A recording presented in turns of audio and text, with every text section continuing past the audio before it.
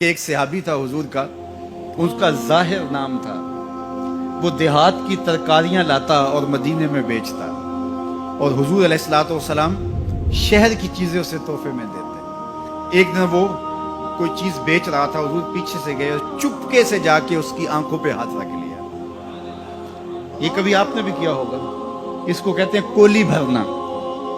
جب آپ کا کوئی گوڑا دوست ہو، بڑا جانی اور جگری، جس سے آپ بڑے فرینگ ہو، تو پھر وہ بیٹھا ہو اور آپ پیچھے سے چپکے سے جا کے اس کی آنکھوں پہ ہاتھ رکھ لیتے ہیں، اور پھر وہ بولتا ہے کہ کون ہے، اور آپ یہ دیکھنا چاہتے ہیں کہ میرا نام کس نمبر پہ آتا ہے۔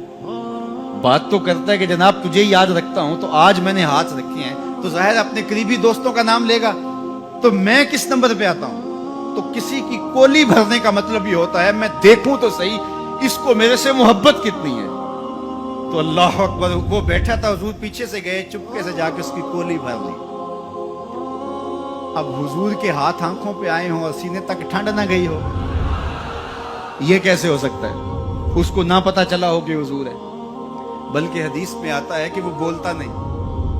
حضور آنکھیں دبا رہے ہیں اور وہ بولتا نہیں، بلکہ جب اس کو یقین ہو گیا کہ حضور ہی ہیں، تو اس نے اپنی کمر کو پیچھے حضور کے سینے سے جوڑ کے رگڑنا شروع کر دیا، اور حضور دبا رہے ہیں کہ یعنی وہ بتائے کہ میں کون ہوں، لیکن وہ بولتا ہی نہیں ہے۔ مجھے میاں صاحب یاد آئے، لوگ تو اس کو مجاز کے معنی میں لیتے ہیں، میں یہاں یہ شعر پڑھتا ہوں۔ سفنے دے وچ ماہی ملیا تے گل وچ پا لیاں باواں، سفنے دے وچ ماہی ملیا تے گل وچ پا لیاں باواں، ڈر دی ماری اکھ نہ کھولاں متاں پھر وچھڑ نہ جاواں، ڈر دی ماری اکھ نہ کھولاں متاں پھر وچھڑ نہ جاواں۔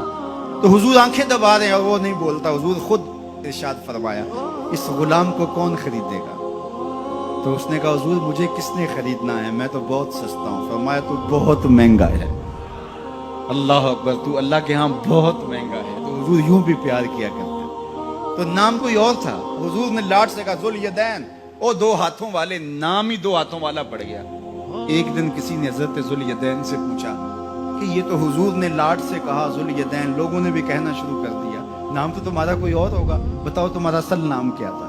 حضرت ذوالیدین بولے میرا اصل نام وہی ہے جو حضور نے رکھ دیا ہے۔ ساری زندگی اپنا نام ہی نہیں بتائے، کہا میرا وہی نام ہے جو حضور نے رکھ دیا ہے۔ حضرت سفینہ رضی اللہ تعالیٰ عنہ، اللہ اکبر، سفینہ کس طرح ان کا نام پڑا؟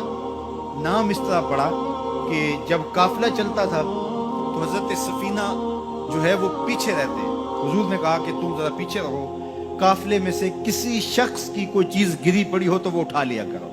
پھر قافلہ جہاں پڑاؤ کرتا تو وہ آواز دیتے بھئی کسی کی کوئی شے گم ہے تو وہ مجھ سے لے لے۔ تو کسی کی کوئی چیز گری ہوتی، کسی کا جوتا گرا ہوتا، کسی کی کوئی اور چیز گری ہوتی، کسی کا کوئی برتن گرا ہوتا، تو وہ ایک دن حضور نے دیکھا کہ انہوں نے بہت ساری چیزیں اٹھائی ہوئی ہیں، اور سفینہ عربی میں کشتی کو کہتے ہیں، بڑی کشتی کو۔ تو حضور نے فرمایا تو سفینہ ہے، تو کشتی ہے؟ اللہ اکبر، نام ہی سفینہ پڑ گیا۔ ایک قافلے میں بچھڑ گئے، پیچھے رہتے تھے، بچھڑ گئے، قافلہ نکل گیا۔ اب جنگل ہے اور کوئی رستہ سجھائی نہیں دے رہا۔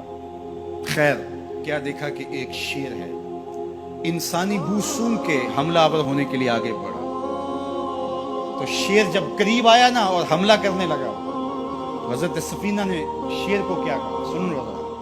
شیر کو مخاطب ہو کے اس کی آنکھوں میں آنکھیں ڈال کے کہا، یا ابل حارث انا مولا رسول اللہ صلی اللہ علیہ وسلم، اے جنگل کے بادشاہ سن، میں رسول اللہ کا غلام ہوں۔ بس آپ کے کہنے کی دیر تھی، اس نے دم ہلانا شروع کر دیا، اور وہ آگے آگے چلتا تھا۔ راوی لکھتا ہے کہ وہ آگے آگے دوڑتا تھا اور آوازیں نکالتا تھا، اور اگر اور کوئی جانور ہوتا تو اس کو بھی کہتا پیچھے ہٹو۔ وہ پروٹوکول گاڑی نہیں ہوتی، وہ پروٹوکول کے طور پہ آگے آگے چل رہا تھا، یہاں تک کہ قافلے تک پہنچا کے پھر واپس آتا ہے۔ جو خدا اور رسول کا ہو جاتا ہے، زمانہ اس کا ہو جاتا ہے۔